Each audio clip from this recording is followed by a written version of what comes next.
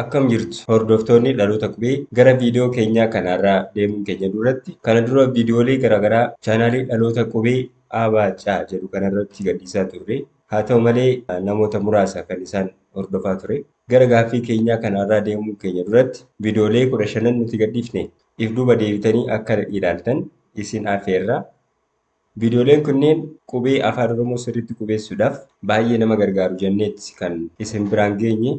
Kanaafuu isinis isaan kanaan fayyadamuu qabdu jechuudha. Viidiyooleen kunneen jalqabarraa kaasee daa'imman akkaataa qubee itti qubeessan, qubee sanirraa immoo dubbifamaa fi dubbachiiftuu waliin fayyadamuudhaan afaan Oromoo keessatti akkaataa sagalee itti uuman. Saniin boodas qubee A jalqabnee hanga Z'tti sagalee ijaaruudhaan akkaataa qubeeffama afaan Oromoo sirriitti barsiisuudhaaf yaalleetti kan jirru. Isa kanaas sagalee walitti fidnee gara jechaatti deebisuudhaan jechi akkamitti sirriitti qubeeffamaa kan jedhu yeroo hedduu yoo ilaaltanii jiraattan namoonni keenya hedduun afaan Oromoo sirriitti qubeessuu yeroo rakkatan agarra. Isa kana furuudhaaf qubee afaan Oromoo akka sirriitti qubeessaniif viidiyooleen keenya kana dura gadhiifne baay'ee nama barsiisu jenneeti kan yaadnu. Gara duubaatti deebitanii isa dhaloota qubee jedhu kana yeroo tokko tuquudhaan gama gubbaatiin viidiyoo isa jedhu tokko jira. Viidiyoo san tuquudhaan viidiyoolee nuti hanga irratti gadhiifne kana samaraayiz gootanii takka barattanii erga fixxan booda deebii kana deebisuudhaaf yaaltu jechuudha. Viidiyoo kana kan ilaaltan immoo sabskiraayib osoo hin godhin yoo ta'e sabskiraayib gochuudhaan akka ilaaltan isin affeerra. Amma kallattumaan gara gaafii deemnaa. Gaafii gaafachaa. Saniin booda immoo filannoolee tokkoon isaa ibsa itti kennaa deebisa sirrii lafa keenya jechuudha. Nu waliin tura. Abbaa jennee kana kanumaan jalqabna afaanuma keenya katabne abbaanuma keenya katabne. Gaafiin tokkoffaan guddina biyya tokkoo keessatti bakka duwwaa hirmaachisuun barbaachisaadha. Guddina biyya tokkoo keessatti bakka duwwaa hirmaachisuun barbaachisaadha. A. Dubartoota. B. Dubartoota. C. Dubartoota. D. Dubartoota.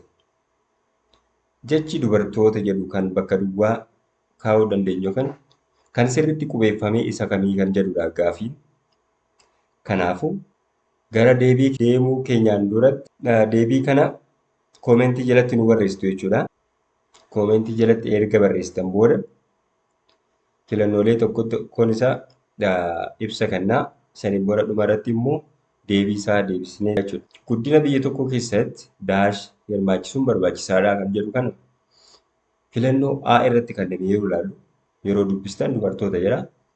Garuu sirriitti qubeeffame kan jedhu kana kan ilaallu ta'a. Yeroo sagaleessinu amma fakkeenyaaf noormaalii dubartoota jennee yeroo sagaleessinu dubartoota jenna jechuudha. Kanaafuu daa fi uun takka du jenneetti kan dubbisnu. Baa fi aan takka immoo ba. Sanitti aanee raa fi taa ta'aa jira. Isa kana sagalee keessaa sagalee irra butaati jenneetti kan barannee. Kanaaf dubartu jedhee saniin booda oo yoo agartanii jiraattan oon takka sanitti aanee taa fi aa jira. Too fi ta jedha jechuudha sagalee tokkoon isaa. Kanaafuu dubartoota jedha jechuudha. Dubartoota. Kanaafuu dubbachiiftuun takka oo biratti ni hafte jechuudha. Inni kun deebisaa sirrii ta'uu hin danda'u jechuudha. Baa irratti immoo duu jedha. Amma isa A irratti yoo agartanii jiraattan du jennee dubbisnee. Amma immoo dubbachiiftuun uun lama waan taateef duu jennees kan sagaleessinu jechuudha. Duubar jedha. Dubartoota jedha. Oonis lama bakka kana yoo agartanii jiraattanii dubartoota jenneeti dubbisna waan ta'eef akkanatti jechi nuti barbaannu akkanatti hin dubbifamu waan ta'eef baanis deebisaa sirrii ta'uu hin danda'u jechuudha. Gara caatti yeroo dabarru kun immoo dubartootaa jedhama. Isa dhumaa irratti yoo ilaallu dhuma irratti jechi nuti barbaannu ta jedheeti kan xumuramu. Asitti immoo garuu dubartootaa jedha. Dubartootaa. Kanaafuu kunis deebii sirrii ta'uu hin danda'u. Dhuma irrattis gara daatti yeroo dabarru jedhaa daafi uun takka bar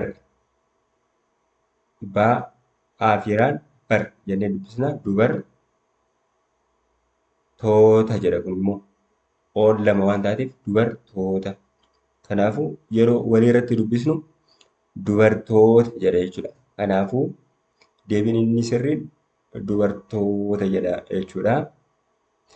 Guddina biyya tokkootiif dubartoota hirmaachisuun barbaachisaadha kan jedhu kana filannoo daa irratti argamu kana akkanatti galchina jechuudha. Okay.